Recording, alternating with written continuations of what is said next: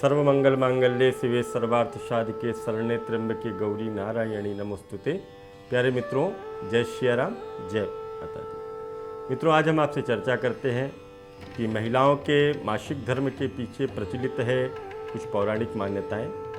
महिलाओं का मासिक धर्म, महिलाओं को हर महीने रजो धर्म होता है, जिसके दौरान उन्हें कई तरह के नियमों का पालन करना पड़ता है।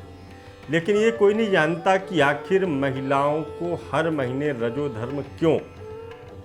दरअसल महिलाओं को होने वाली इस रजो धर्म को लेकर के धार्मिक पुराणों में उल्लेख मिलता है और उसमें जुड़ी एक पौराणिक कथा भी प्रचलित है।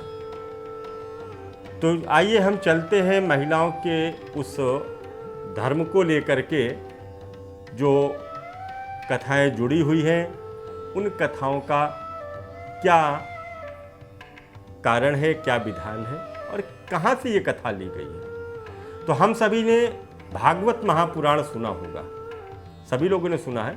भागवत महापुराण की कथा के अनुसार बताया गया है कि एक बार देवराज इंद्र ने गुरु बृहस्पति अर्थात एक बार देवराज इंद्र से बृहस्पति जी नाराज हो गए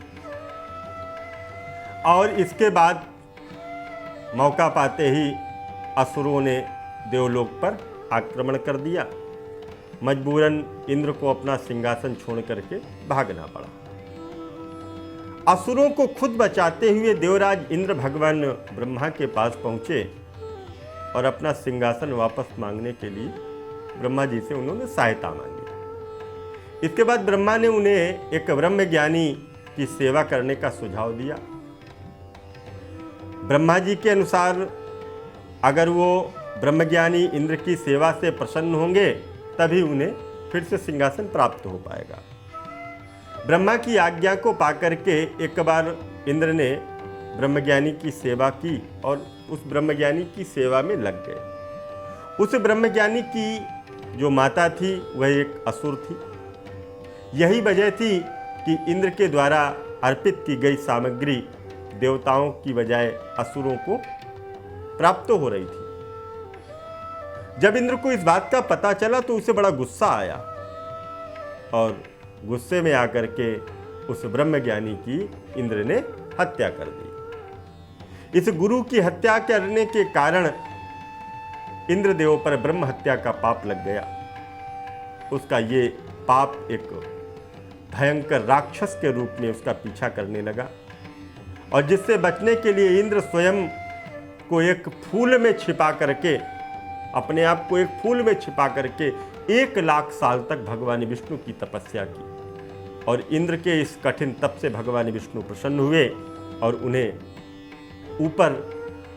उनके ऊपर जो पाप लगा हुआ था उससे थोड़ा थोड़ा अंश उन्होंने 4 जगह पर बांटा। एक तो पेड़ को दिया, दूसरा जल को दिया, तीसरा भूमि को दिया और चौथा स्त्री को दिया।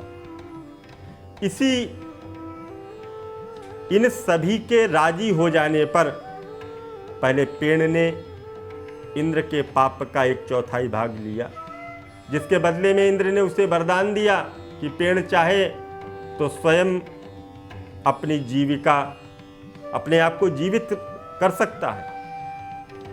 फिर जल को इंद्र ने अपने पाप का हिस्सा देते हुए कहा, अन्य वस्तुओं को पवित्र करने की शक्ति तुम्हारे पास में होगी। तीसरा हिस्सा जो था इंद्र ने भूमि को दिया और इसके बदले उन्होंने यह वरदान दिया कि उस पर आई कोई भी चोट हमेशा भर जाया करेगी। आखिर में अपने पाप का चौथा हिस्सा इंद्र ने एक स्त्री को दिया, जिसके अनुसार स्त्री को हर महीने मासिक धर्म होता है।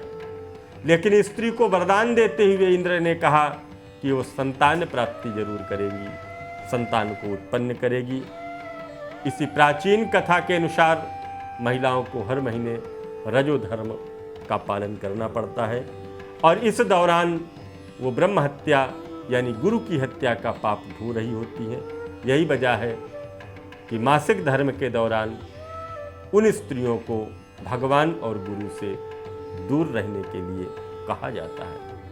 तो मित्रों, ये जानकारी हमने आपको प्रदान की है जो कि श्रीमद् भागवत महापुराण के अंतर्गत है। इस जानकारी को आप श्रवण करेंगे। गुरुओं का और भगवान का पूजन क्यों नहीं किया जाता है रजोधर्म के समय, इस जानकारी को आप श्रवण करते हुए आगे की सुंदर वीडियो को पुनः लेकर के आपके सामने आऊँगा। तब तक के लिए दीजिए इजाज़त। जय माता दी, जय माता दी।